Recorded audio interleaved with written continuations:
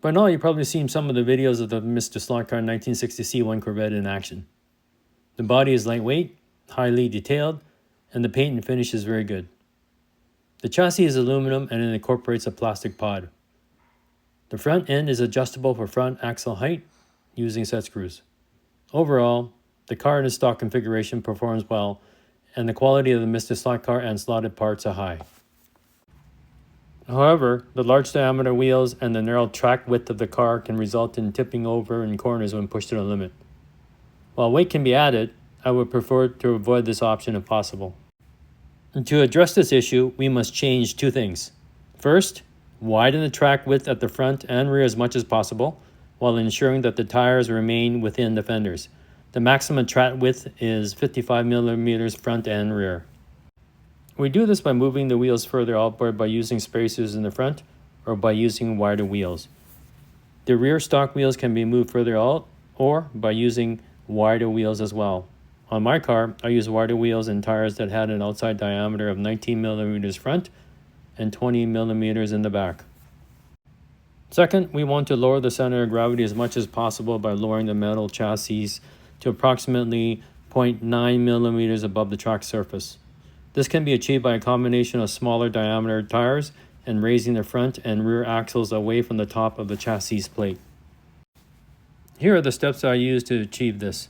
Step 1. Glue the rear bushings by applying a small amount of thin CA glue to the bushings while pressing down evenly on the rear axle. Let the glue cure, securing the bushings inside the plastic pod. Step 2. Raise the guide carrier. Take front wheels, axle, and axle blocks off. Raise the guide carrier away from the top of the chassis plate using 4 2mm spacers. When spacers are installed, ensure that the base of the guide is just below the bottom of the chassis plate. You do not want the base of the guide to be higher than the bottom of the chassis. When adding the braid to the guide, the resulting chassis clearance should be about 0.9 millimeters off the track surface, with the guide fully on the tech block with flattened braids.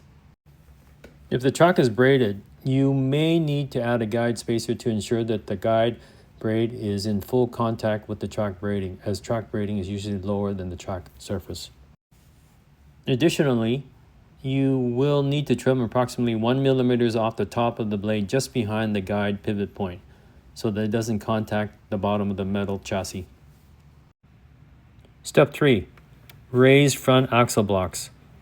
For reference, I'm currently using tires with a 19 millimeter outside diameter out front and 20 millimeters in the back. I use NSR Super Grip tires front and rear.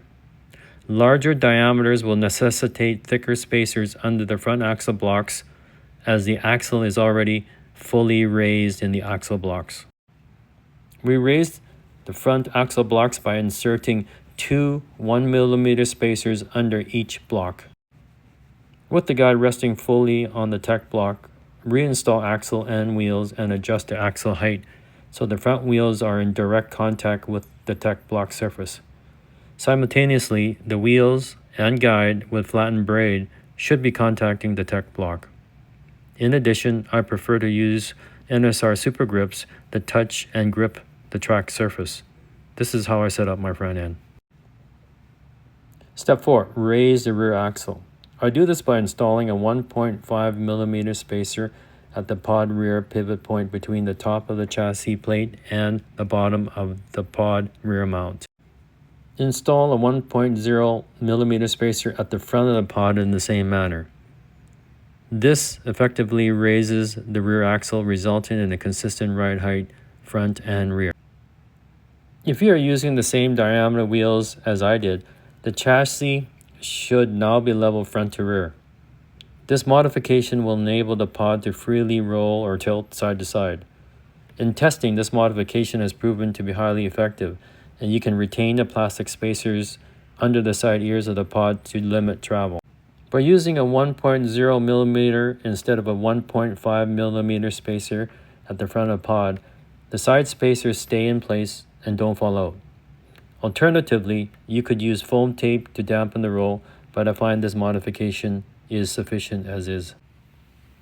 Step 5. Raise the body with spacers by installing 1mm spacers on the rear body posts to raise the rear of the body. This will give you a nice stance and give clearance in the rear wheel well while cornering.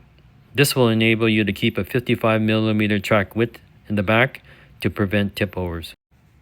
These modifications will enable your C1 to perform on the track, exhibiting excellent cornering without the need for additional weight to prevent tip overs in the corners. Hope this works for you.